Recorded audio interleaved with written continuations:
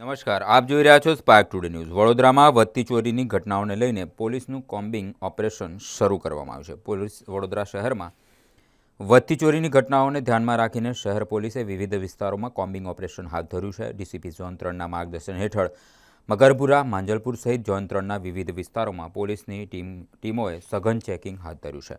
Combing દરમિયાન શંકાસ્પદ વ્યક્તિઓની પૂછપરછ કરવામાં આવી તેમજ વાહનો અને જરૂરી દસ્તાવેજોની તપાસ પણ હાથ ધરવામાં આવી। શહેરમાં કાયદો અને વ્યવસ્થા જળવાઈ રહે તેમજ ગુનાખોરી પર અંકુશ રહે તે હેતુથી પોલીસ દ્વારા આ કામગીરી કરવામાં આવી રહી છે।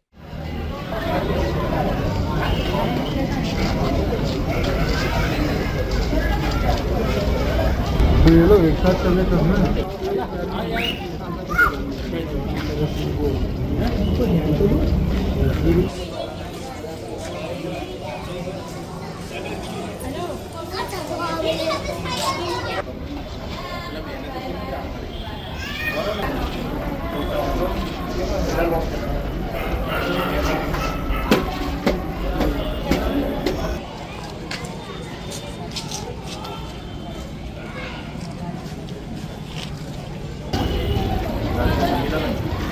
टू व्हीलर फोर व्हीलर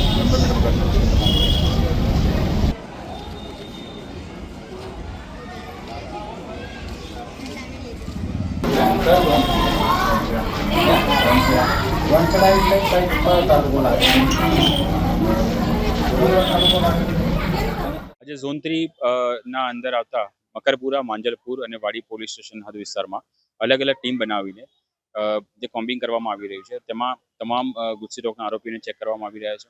સાથે સાથે જે HSMCR અહીંયા રહી રહ્યા છે તેના ડોઝર ખોલવામાં આવે છે તે ડોઝર અપડેટ કરાવી રહ્યા છે, તેમના વેરઅબાઉટ્સ વિશે જાણી રહ્યા છે। સાથે સાથે વ્હીકલ ચેકિંગ પણ રસ્તામાં રૂટ ઉપર આવતા કરી રહ્યા છે, જેમાં નંબર પ્લેટ વગરની ગાડીઓ, નંબર પ્લેટ વગરની ટુ વ્હીલર્સ જે ફરતી હોય છે તેને પણ ચેક કરવામાં આવે છે, તેને ડિટેન કરવામાં આવી રહી છે। સાથે સાથે કાળા કાચવાળી ગાડી કે લાયસન્સ વગરના જે વ્હીકલ ડ્રાઈવ કરતા જે ઓનર્સ છે તેમને પણ વિરુદ્ધ કાર્યવાહી કરવામાં આવી રહી છે। આ સાથે સાથે જે લિસ્ટેડ બુટલેગર, લિસ્ટેડ ગેમ્બલર છે તેમના વિરુદ્ધ પણ કાર્યવાહી કરવામાં આવી રહી છે, તેમને ચેક કરવામાં આવ્યા છે અને જો ચેક કરતા કંઈ મળી આવશે તેમના વિરુદ્ધ જરૂરથી યોગ્ય કાર્યવાહી કરવામાં આવશે। જે ચોરીના બનાવો બની રહ્યા છે તેને ધ્યાને રાખીને મહેરબાન પોલીસ કમિશનર સાહેબશ્રી અને મહેરબાન જોઈન્ટ પોલીસ કમિશનર સાહેબશ્રીઓ દ્વારા જે કોમ્બિંગનું ગાઈડલાઇન્સ આપવામાં આવ્યું હતું તેને ધ્યાને રાખીને આજે કોમ્બિંગ હાથ ધરવામાં આવ્યું।